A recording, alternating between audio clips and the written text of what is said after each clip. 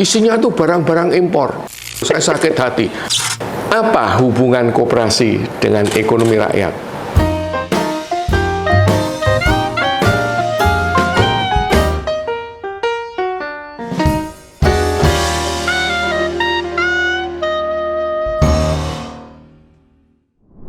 Ternyata sekarang orang mulai banyak bicara koperasi, sehingga banyak anak-anak muda menghubungi saya. Datang kemari, ada beberapa, bahkan yang satu itu pemuda itu sepertinya kaya dan minta restu dari saya untuk membeli koperasi. Ada koperasi mau dia beli. Terus saya bilang, apa yang mau saudara beli? Mejanya, kursinya, kantornya, atau apanya? Kalau PT bisa diperjualbelikan, ya kan? Tapi kalau koperasi, bagaimana diperjualbelikan? Lalu pembelinya menjadi ketua koperasi begitu. Padahal ketua koperasi dipilih oleh anggota. Jadi kalau Anda itu menjadi pimpinan koperasi, saya bilang, Anda itu, bos Anda adalah anggota.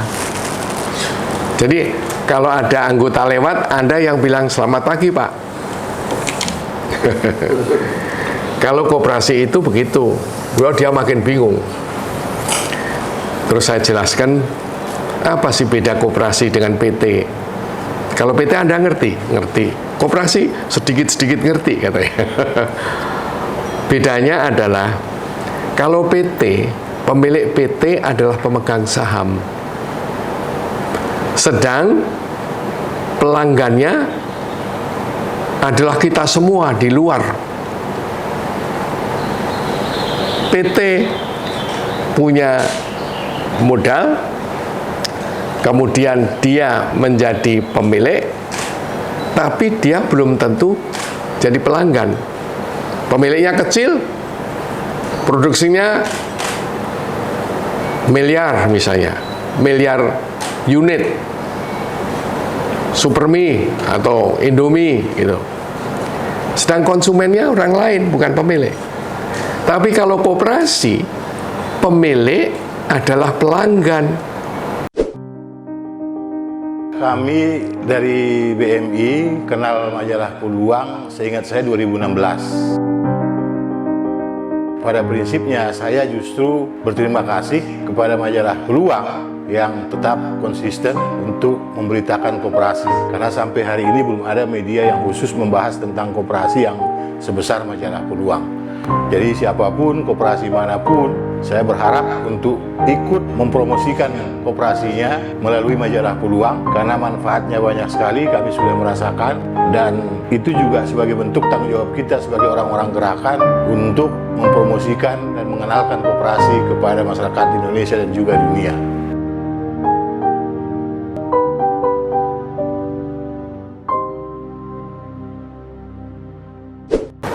Anda punya uang lalu membeli koperasi diperjualbelikan, Anda jadi ketua, enggak bisa. Nah, ini loh bedanya. Kalau PT pemilik adalah sendiri, pelanggan sendiri, terpisah, pelanggannya bisa jutaan orang. Kita bayangkan ada Indomie itu pelanggannya berapa orang? Jutaan Pak. Nah, dan Anda itu satu bulan kira-kira makan Indomie berapa? Gitu, kan? Sedang kalau koperasi tidak demikian. Pemilik adalah pelanggan. Saya ceritakan, koperasi itu memerlukan disiplin yang lebih tinggi. Ketika saya tahun 64 di Amerika Serikat, saya berjalan sama teman saya masih ingat namanya John Kegel. Kita mau ke jalan-jalan ke downtown, ke pertokoan gitu. Tahu-tahu sampai di pertokoan itu udara drop menjadi dingin sekali. Barangkali itu sampai 12 atau 10 derajat. Padahal waktu kita berangkat itu udara 24 Celcius. Ternyata waktu sampai di toko udara drop, kita kedinginan.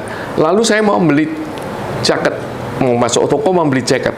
Dia bilang no, Andy, don't. Jangan beli jaket di kampus.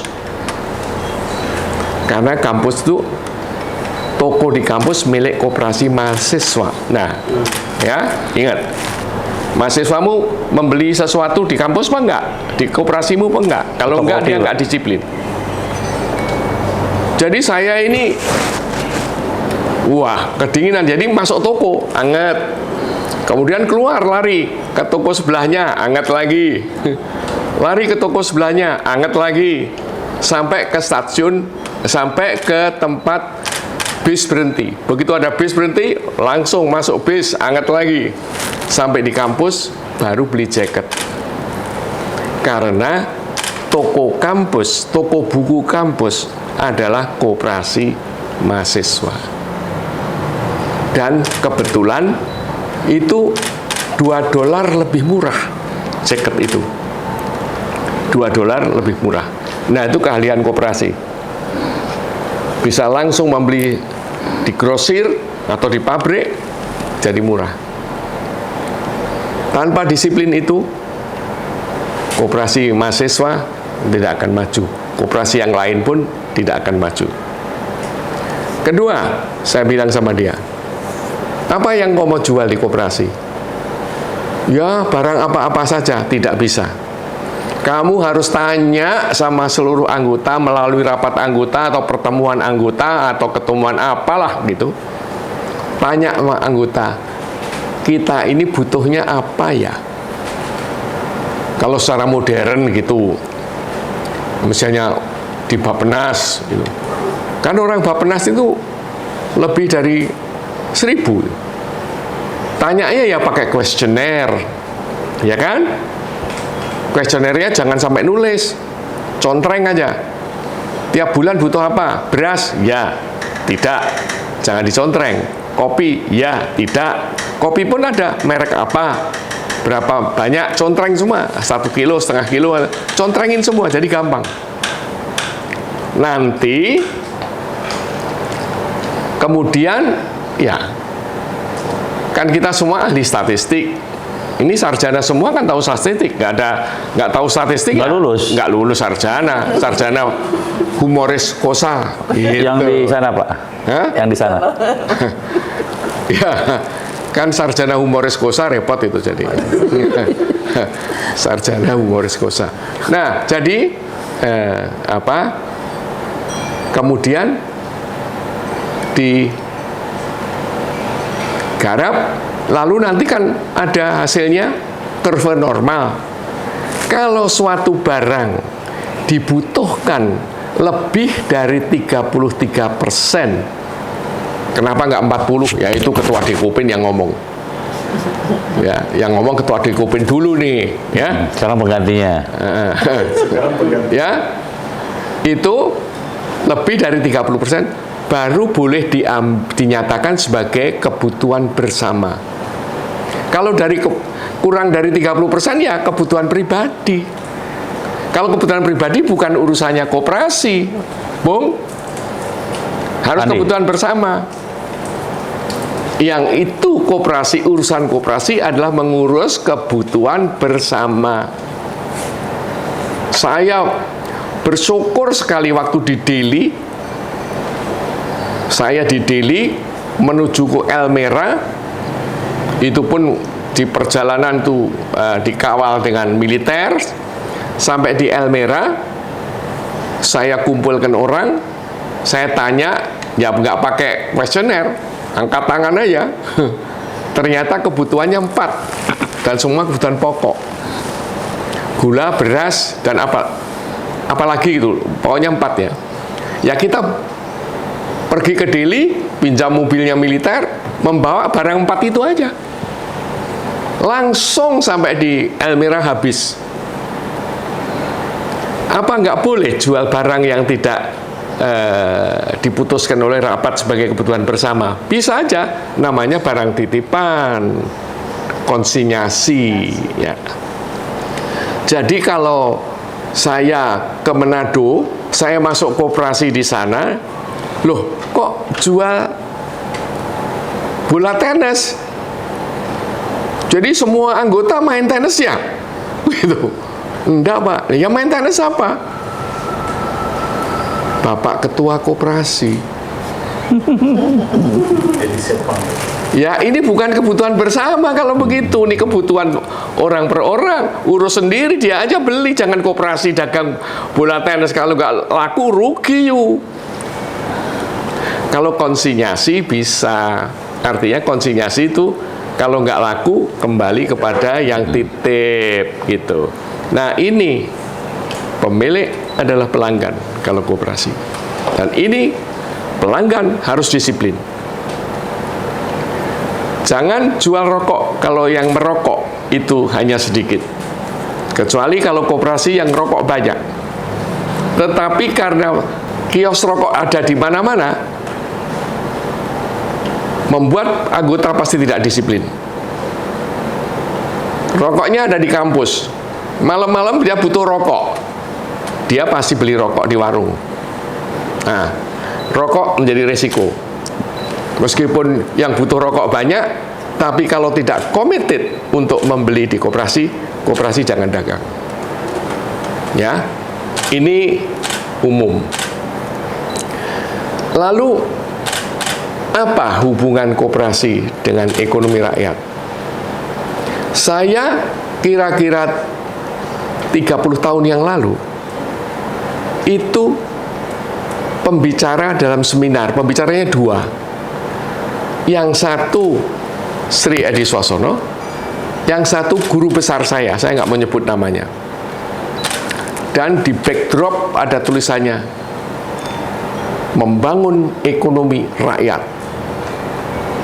Belum dimulai, belum resmi dimulai, guru besar yang di sebelah saya, pembicara itu, bilang, ini apa-apaan?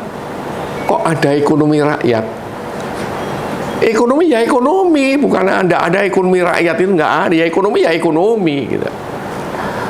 Terus saya diam aja. Begitu beliau ngomong sambil ngeritik, ekonomi ya ekonomi, gitu. Ngomong ekonomi makro yang dia ketahui macam-macam. Saya mulai ngomong, aku nggak peduli. Ekonomi rakyat itu ada nggak? Saya tanya kepada hadirin. Tapi hadirin karena sudah mendengar pembicara pertama ekonomi, ya ekonomi, nggak ada ekonomi rakyat. Hadirin yang banyak sekali, kira-kira 100-200 gitu ya, nggak berani ngomong. Ekonomi rakyat itu ada. Ada pertanian rakyat nggak? Ada, mulai nyaulut. Ada nggak perkebunan rakyat? Makin banyak, ada. Ada nggak pertambangan rakyat? Ada. Ada nggak tambak rakyat? Ada. Yaitu tambak rakyat. Ada nggak? Itu pelayanan rakyat? Ada. Bahkan disebut sebagai armada semut kan? Nah, itu armada semut. Ada nggak pertambangan rakyat? Ada. Ada nggak kerajinan rakyat? Banyak. Ada nggak industri rakyat? Banyak. Dulu banyak industri rakyat. Ini kerajinan rakyat. Ini kerajinan rakyat. Coba dengan tangan. Itu adanya di pasar Jogja itu apa? Beringharjo. Beringharjo. Saya beli banyak itu.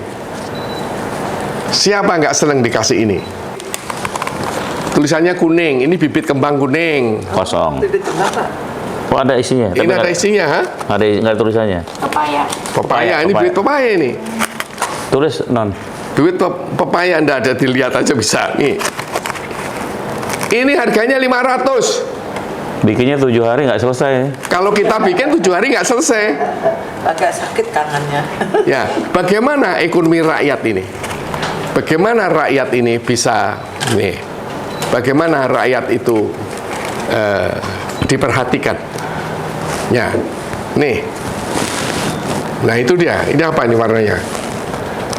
Ini aneka tumpuk. Yang ngerti hanya saya aja ini. Ya, ini betul-betul nggak main-main. Aku beli ini VOC. Itu harganya sekarang bisa ratusan juta ini, Mas. Ini. Ya, ini harga ini 1679. VOC pas bunga itu. Oh iya, VOC. Yang kecil itu. Iya, iya. Ada tulisannya VOC. Iya, iya. Aku beli kayak begitu bisa.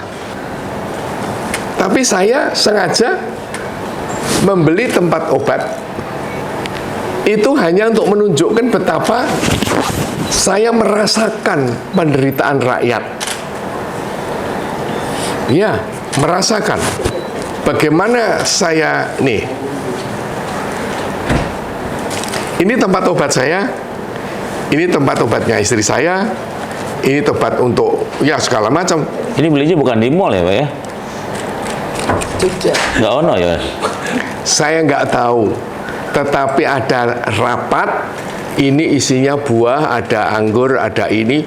Isinya tuh barang-barang impor. Ada anggur, saya sakit hati. Ada, tapi nggak ada duku, coba bayangkan. Kayak tadi yang dikirim, Pak ya? Nah, ya itu. Iya betul. Ya. Saya tumplek di atas saya, di depan saya. Plak. Ini saya bawa pulang, tak ambilin. Pak, di sana masih banyak, Pak. Iya, bawa sini, saya bilang. Ternyata dia membawa dengan buahnya. Dia pikir saya butuh buahnya. Saya butuh ininya. Ini kan bagus sekali. You bisa bikin gini. Bagus tuh. Dibayar 5.000 mau yuk. Ini harganya nggak sampai 5.000. Ini ekonomi rakyat. Nah, oke. Alright, sekarang bicara ekonomi rakyat. Ada ekonomi rakyat. Bahkan ada coklat rakyat. Ada kopi rakyat.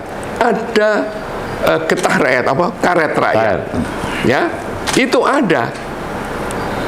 Ada kelapa rakyat. Ada kopra rakyat, bahkan ada koperasi kopra rakyat. Itu ketua koperasinya Bapak Franseda. Kemudian diambil oper, Pak Franseda meninggal. Kemudian Pak Berbudi masih sehat, Pak? Iya, masih sehat. 83 dia. Iya. Jadi itulah ekonomi rakyat. Lalu perkataan ekonomi rakyat ternyata yang menciptakan itu Bung Hatta. Dalam tulisannya 10 November tahun 31. Ya ini Bung Hatta tulisannya kalau nggak salah judulnya Kolonial Kapital. Ya, jadi kolonial kapital itu kapitalnya kapitalis penjajah. Kapitalis gitu ya. Ini kolonial kapital itu sifatnya Einschaltung dan Ausschaltung. Artinya apa?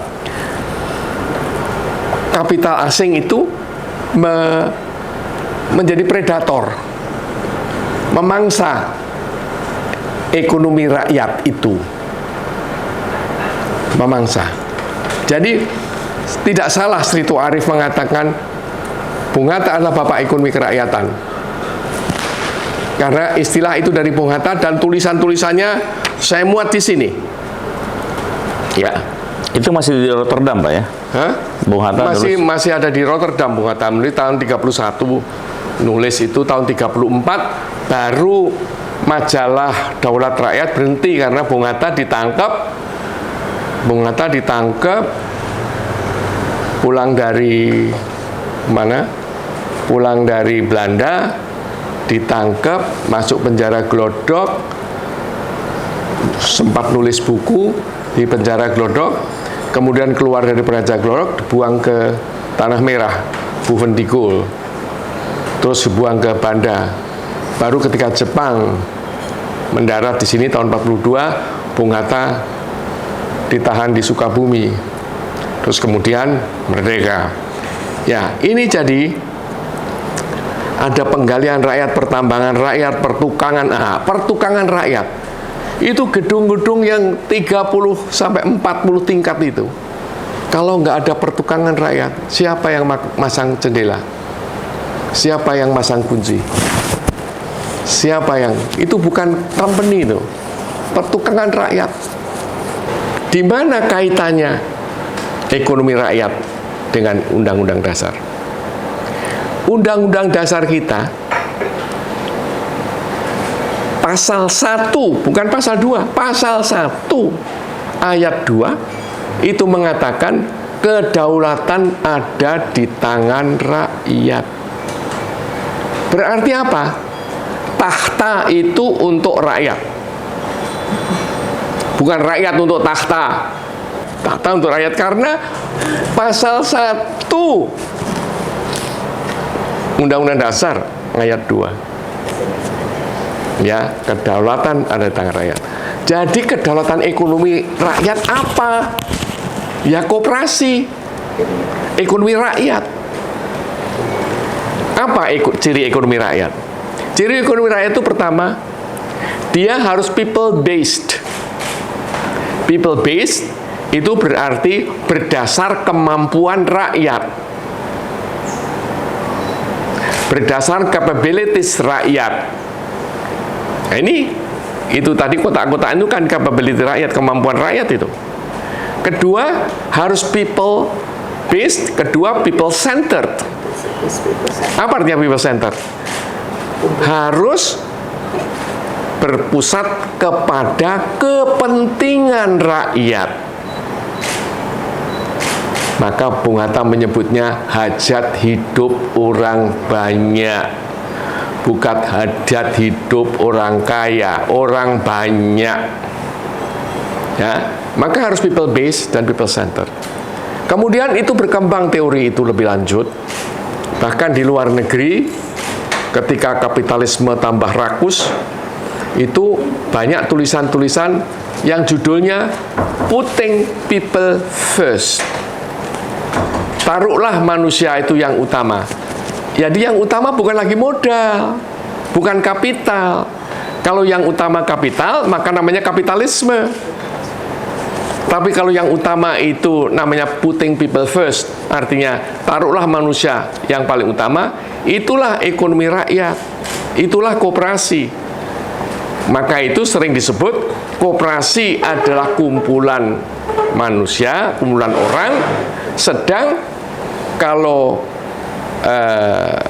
kapitalisme adalah kumpulan modal. Yang dalam buku-buku saya menyebut di dalam koperasi itu manusia adalah sentral substansial.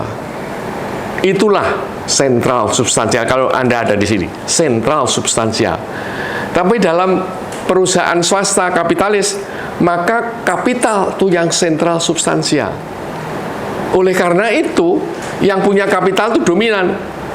Menang, sahammu berapa, aku bayar berapa. Kalau di koperasi kan enggak. Manusia, semua. One man, One vote. one vote. Bukan one share, one vote. Nah, ini adalah hakikat yang kemudian wujudnya ekonomi rakyat.